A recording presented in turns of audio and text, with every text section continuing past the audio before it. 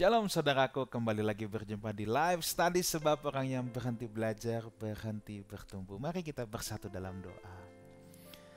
Bapa kami dalam surga, berbicaralah kepada kami semua. Dalam nama Tuhan Yesus kami berdoa. Amin.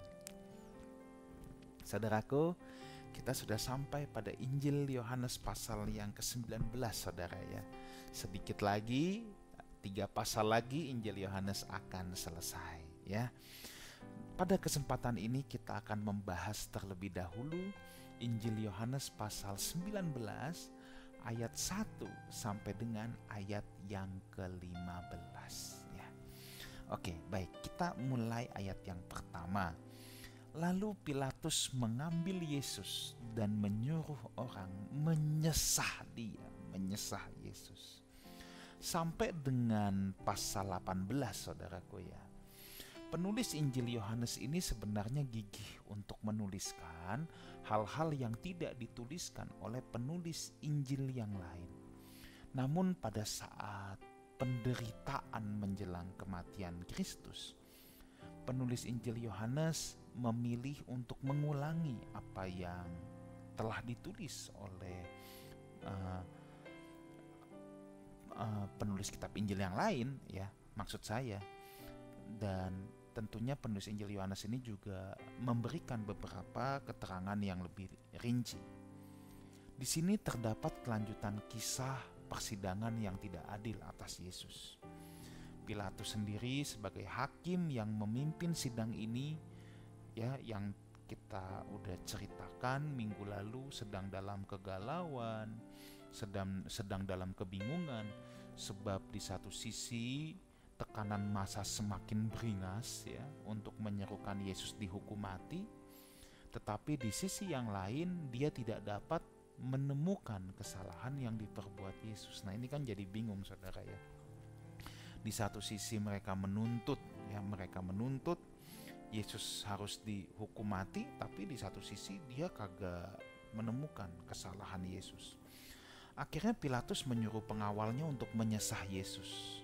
Untuk apa?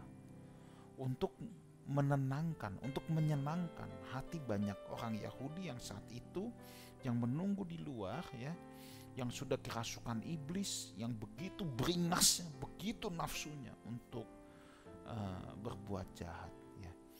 Mungkin saja dalam benak Pilatus nanti kalau udah disesah, dibikin babak belur bonyok, udahlah, nanti orang Yahudi juga udah puas kalau udah lihat orang yang dibencinya digebukin sampai babak belur, sampai bonyok, masa juga gak puas. Nanti kalau udah puas, jadi dia gak usah dihukum mati, aku lepasin aja dia ya.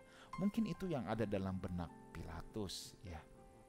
Nah, Yesus disesah ini, saudara ya, sebenarnya menggenapi Yesaya 53 ayat 5 yang menceritakan keadaan Sang Juru Selamat, di mana Sang Juru Selamat seperti kena tulah, dipukul, ditindas, dan ganjaran yang mendatangkan keselamatan bagi kita ditimpakan kepadanya. Dia memberikan punggungnya kepada orang-orang yang memukul dia. Itu Yesaya 50 ayat 6. Lalu ayat 2 dan 3, prajurit-prajurit menganyam sebuah mahkota duri, menaruhnya di atas kepalanya. Mereka memakaikan dia jubah ungu, dan sambil maju ke depan mereka berkata, "Salam hai Raja orang Yahudi." Lalu mereka menampar mukanya. Pilatus menyerahkan Yesus ke tangan para prajuritnya, para pengawalnya, untuk diolok-olok dan dipermainkan seperti orang dungu.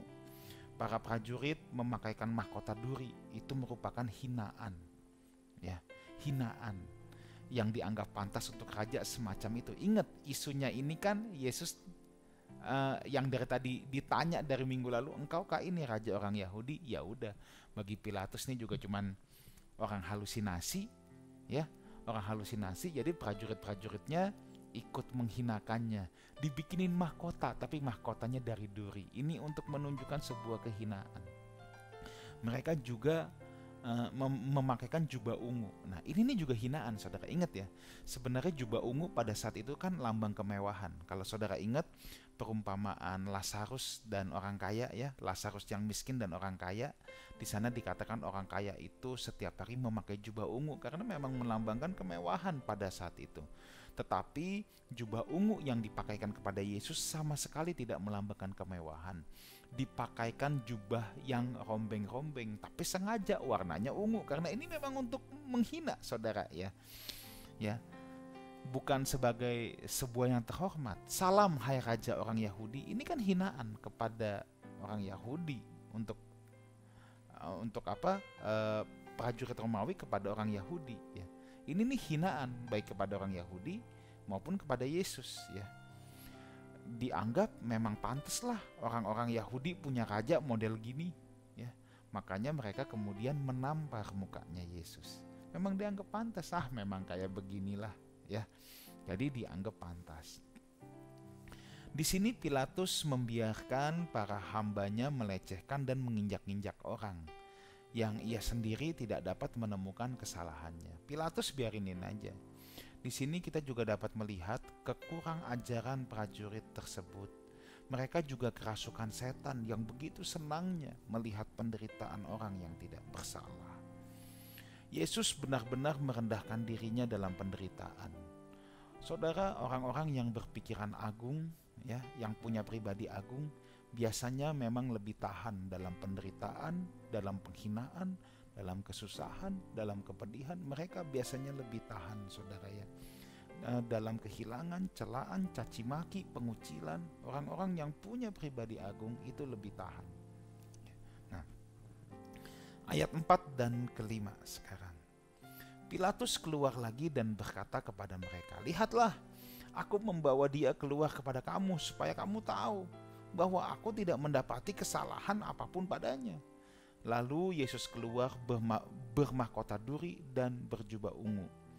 Maka kata Pilatus kepada mereka, "Lihatlah manusia itu." Saudara, ini ketika dibawa keluar, Yesus ini udah babak belur, saudara, babak belur banget, dihajar habis-habisan.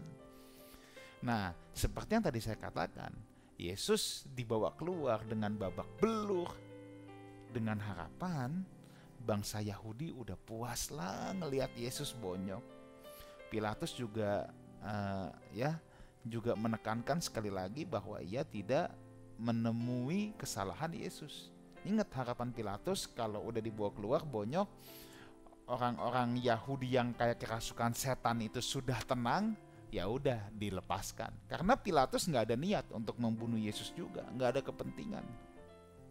Ya.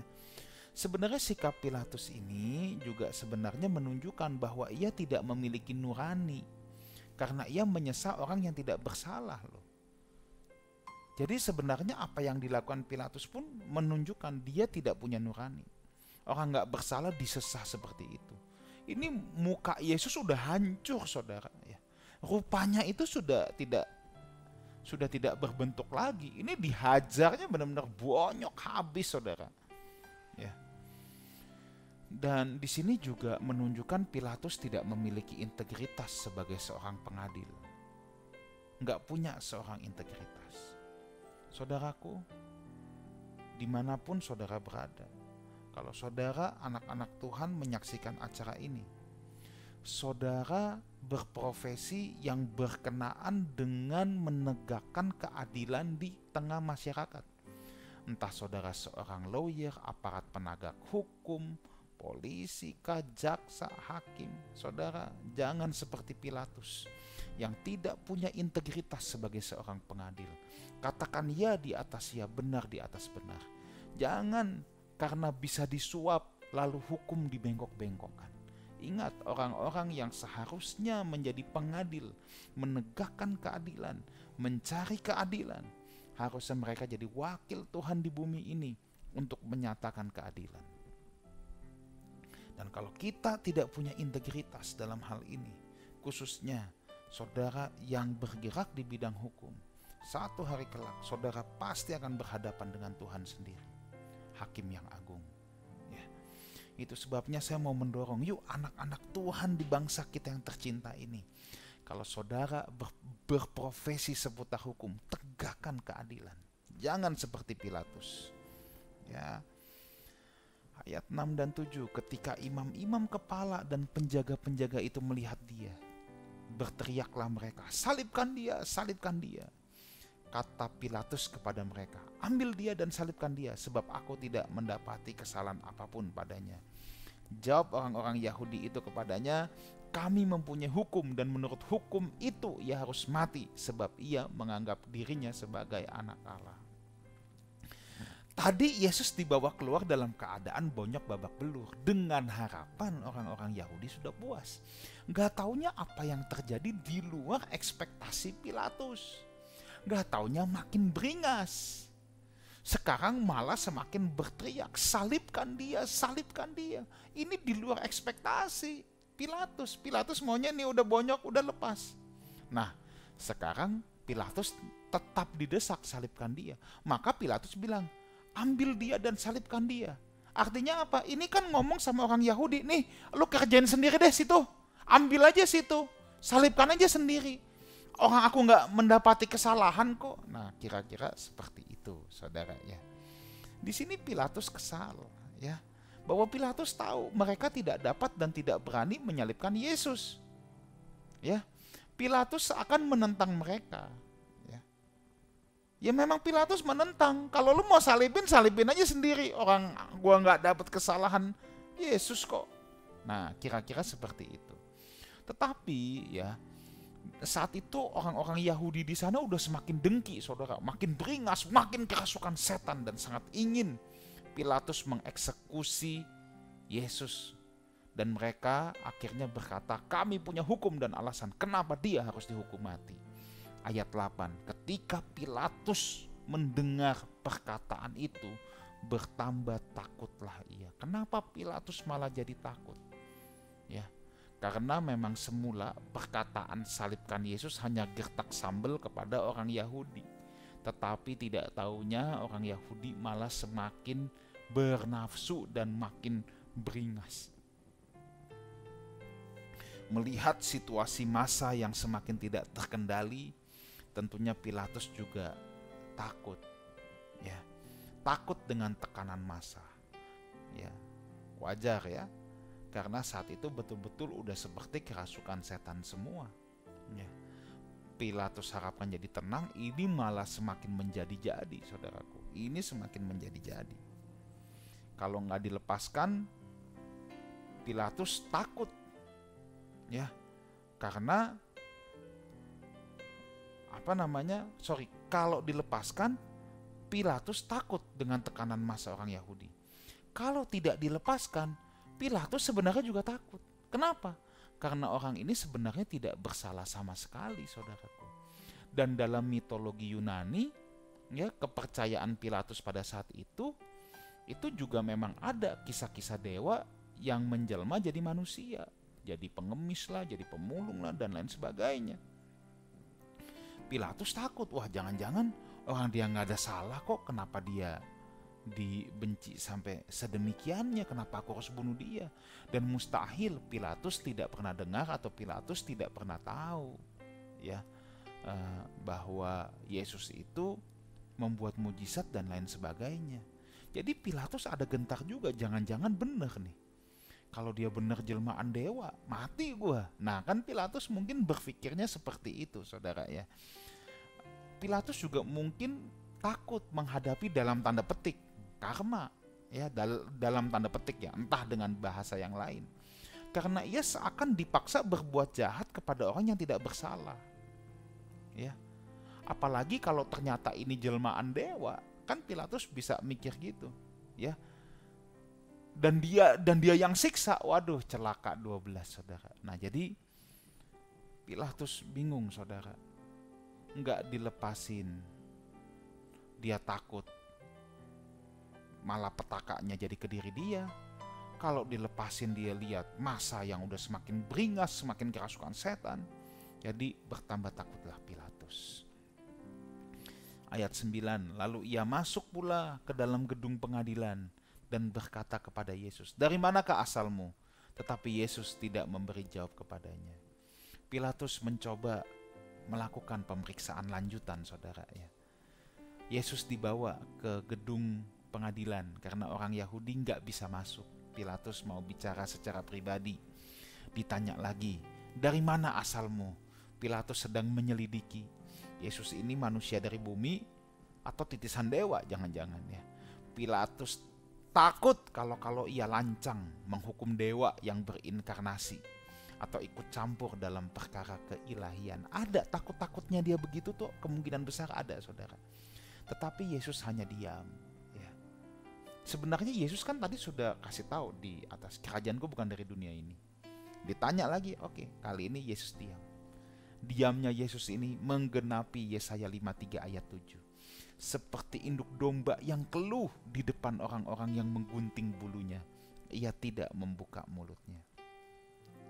Keheningannya Yesus itu dengan lantang menyatakan keberserahannya kepada kehendak Bapaknya. Dia diam saja, saudara, sebab dia tidak ingin mengatakan apapun yang dapat menghalangi penderitaannya. Yesus diam aja. Dia memilih diam. Dia tidak mau ada apapun yang menghalangi penderitaannya. Pilatus takut, dia tanya, kamu dari mana?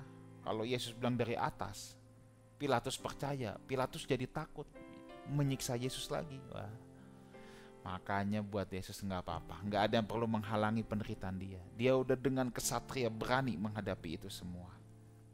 Ayat 10, maka kata Pilatus kepadanya, tidakkah engkau mau bicara dengan aku? Tidakkah engkau tahu bahwa aku ini berkuasa loh membebaskan engkau, dan berkuasa juga untuk menyalibkan engkau? Ini teguran sombong dilayangkan Pilatus kepada Yesus yang hanya berdiam diri.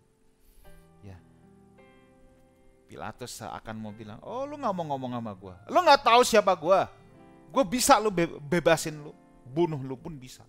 Kan seakan gitu, saudara. Ini teguran sombong. Pilatus meninggikan dirinya dengan memegahkan kewenangannya bahwa dia bisa membebaskan Yesus kalau ia mau. Dan dia juga bisa bunuh Yesus kalau dia mau. Saudara, orang-orang yang punya kuasa seperti Pilatus ini memang sangat mudah godaannya besar untuk menjadi lalim, menjadi sombong, memegahkan kewenangannya, memamerkan kekuasaannya, dan lain sebagainya. Semakin besar kekuasaan seseorang, bisa berpotensi semakin besar pula kesombongan itu. Dan ketika itu dipraktekkan, itu akan memuaskan dan menyenangkan rasa tinggi hati mereka. Ingat saudaraku ya, kalau saudara dipercayakan Tuhan dengan wewenang yang begitu besar, jangan jadi seperti Pilatus. Jangan jadi sombong. Jangan jadi merasa mentang-mentang, merasa berkuasa, saudara. Ingat, wewenang pun itu titipan Tuhan. Wewenang dipakai bukan untuk dipamerkan, bukan untuk menindas manusia lain. Wewenang diberikan Tuhan justru saudara harus menjadi orang yang bisa mensejahterakan orang lain. Semakin punya wewenang, seharusnya saudara semakin bisa mensejahterakan orang lain. Yohanes 19 ayat 11, Yesus menjawab, engkau tidak mempunyai kuasa apapun terhadap aku, jikalau kuasa itu tidak diberikan kepadamu dari atas. Sebab itu, dia yang menyerahkan aku kepadamu lebih besar dosanya. Di sini Yesus mengkonfront kesombongan Pilatus. Pilatus yang baru saja memamerkan kewenangannya, ya, tetapi Yesus tidak memandang sama sekali, tidak kagum sama sekali dengan wewenang, kemegahan, kekuasaan yang dimiliki oleh Pilatus. Saudaraku, jangan pernah kagum kepada kekuasaan dan wewenang yang dimiliki seorang manusia. Kagum sama Tuhan saja. Makanya dulu Tuhan Yesus pernah mengajar pada murid-murid, jangan takut kepada apa yang dapat membunuh tubuh. Enggak usah takut saudara sama manusia siapapun hanya karena wewenangnya. Sebengis-bengisnya orang, mentok hanya bisa membunuh tubuh. Tetapi Tuhan katakan takutlah kepada dia yang dapat membinasakan jiwa maupun roh. Kagumlah kepada Tuhan saja. Ingat semua kuasa dari atas, jadi jangan sombong. Yesus di sini juga menegaskan apa yang dilakukan Pilatus dosa, tetapi bangsa Yahudi orang-orang Yahudi saat itu yang menyerahkan, yang membuat plot kemunafikan sedemikian rupa, dosanya jauh lebih besar. Ayat yang ke-12. Sejak itu Pilatus berusaha untuk membebaskan dia. Tetapi orang-orang Yahudi berteriak, jikalau engkau membebaskan dia, engkau bukan sahabat kaisar. Diadu domba, saudara ya. Setiap orang yang menganggap dirinya raja, ia melawan kaisar. Pilatus makin galau atas setiap jawaban yang diberikan Yesus. Tetapi ia benar-benar takut sebenarnya untuk menghukum Yesus. Dia benar-benar galau, saudara ya. Di satu sisi ia berusaha keras membebaskan Yesus ya. Makanya sejak saat itu Pak Pilatus berusaha untuk membebaskan Yesus ya. Tetapi di sini orang Yahudi bermain catur ya, menakut-nakutin Pilatus bahwa kalau dia tidak menyalibkan Kristus berarti ia melawan kaisar. Pilatus dianggap tidak berpihak kepada kaisar, padahal saudara, orang Yahudi sendiri benci banget sama kaisar. Bukankah Mesias yang diharapkan untuk melawan kaisar? Ini orang munafik, saudara. Ini orang munafik. Orang munafik itu gampang berubah-ubah sesuai kebutuhan dan kondisi saat itu. Itu ciri orang munafik, saudaraku ya. Dan itu dipraktekkan benar. Itu dipraktekkan secara sempurna. Oleh siapa? Oleh orang-orang Yahudi ya. Kita jangan seperti itu ya.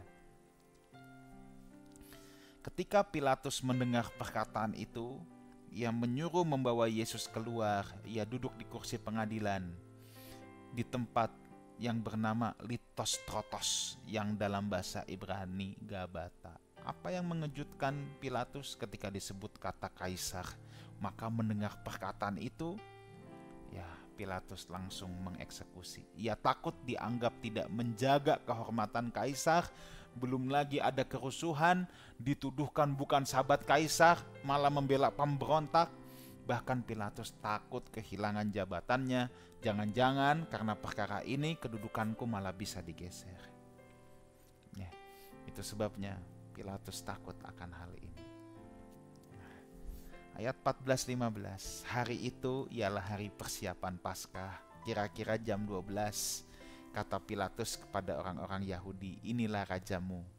Maka berteriaklah mereka, enyahkan dia, salibkan dia.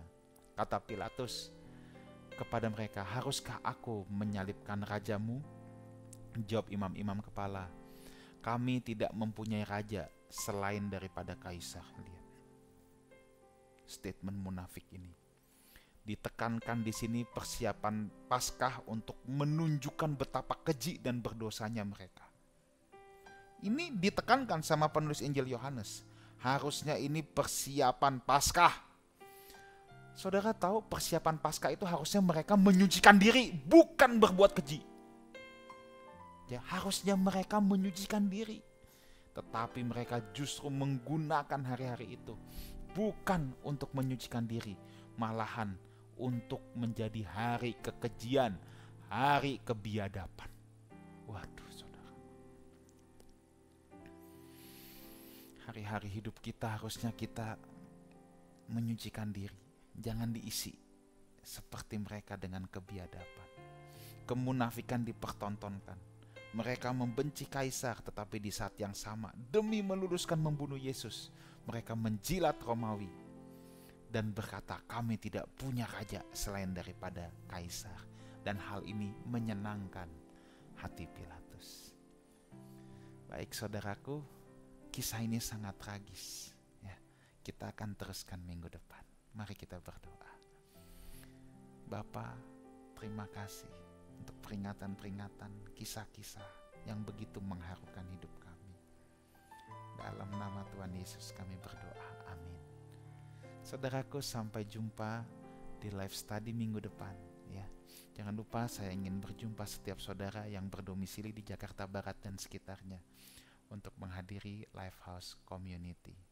Jam 10 pagi setiap hari Minggu di Wang Plaza lantai 2. Sampai jumpa di kesempatan yang akan datang, sebab orang yang berhenti belajar berhenti bertumbuh. God bless you.